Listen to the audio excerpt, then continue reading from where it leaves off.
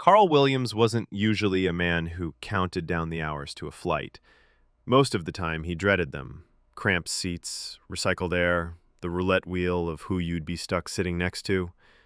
But this one was supposed to be different. 3 days of back-to-back business meetings in New York had wrung him out like a damp towel. He'd negotiated late into the night, eaten more catered sandwiches than any human should, and averaged maybe 4 hours of sleep. Now, finally, he was headed home to Seattle. He'd booked himself a business-class seat weeks ago, a little splurge to ensure he could stretch out, sip something cold, maybe even nap without a stranger's elbow in his ribs. The idea of 5 hours of quiet in that wide, cushioned seat had been the carrot pulling him through the week. And then the gate agent smiled at him. Not a happy smile, a sorry smile. "Mr. Williams, we've had a slight overbooking situation in business class." Carl felt a faint prickle along his neck. "Okay." "We've reassigned you to economy. You'll be refunded the difference, and we can give you a voucher for a future flight." The words were so cheerful, he almost laughed.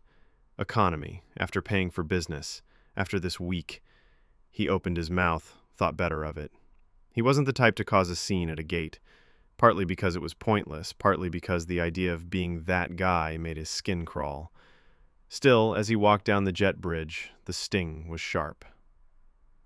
The moment he stepped onto the plane, the air was thick with that faint tang of reheated food and too many perfumes mingling. The aisle was clogged with passengers wrestling carry-ons into overhead bins. Someone up ahead was loudly telling a phone call they really didn't have time for this. Carl squeezed past a man who had decided the middle of the aisle was the perfect place to remove his jacket. Row numbers slid past until he found his assigned seat, 26B, middle. Of course. The guy in the window seat was already settled with headphones on. The aisle seat was empty, small mercy, but the bin above was crammed full. Carl had to backtrack 2 rows to stash his bag, muttering a sorry every time his shoulder brushed someone. Sliding into 26B, his knees immediately touched the seat in front of him. 5 hours, he told himself. You've survived worse. Breathe.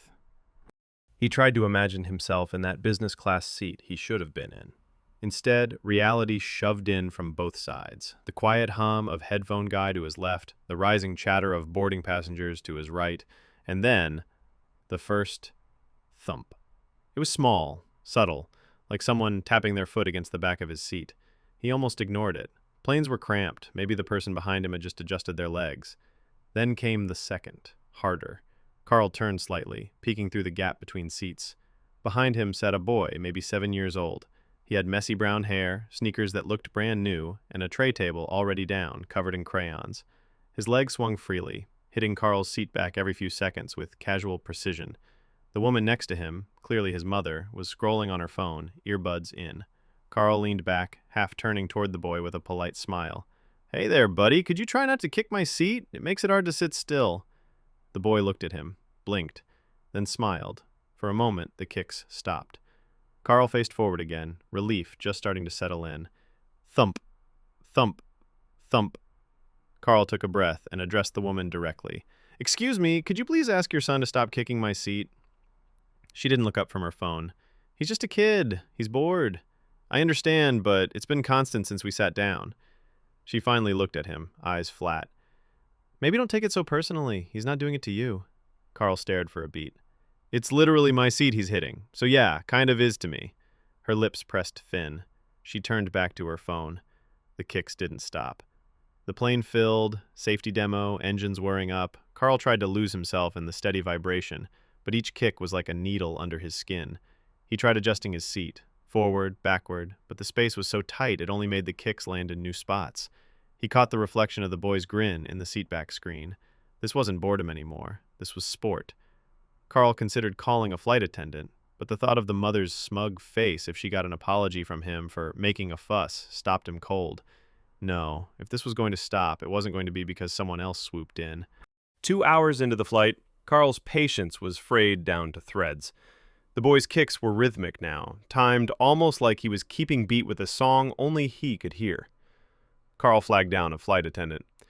"Could I get a cup of water? as cold as you can make it. When it arrived, beads of condensation slick on the plastic. Carl held it carefully in his lap. He waited. Kick, kick, kick. On the next one, he let his body jerk forward in an exaggerated flinch. His elbow accidentally tipped the cup backward. A splash of icy water landed directly in the mother's lap. She gasped, leaping upright as much as the seatbelt allowed. "What the? Watch what you're doing!"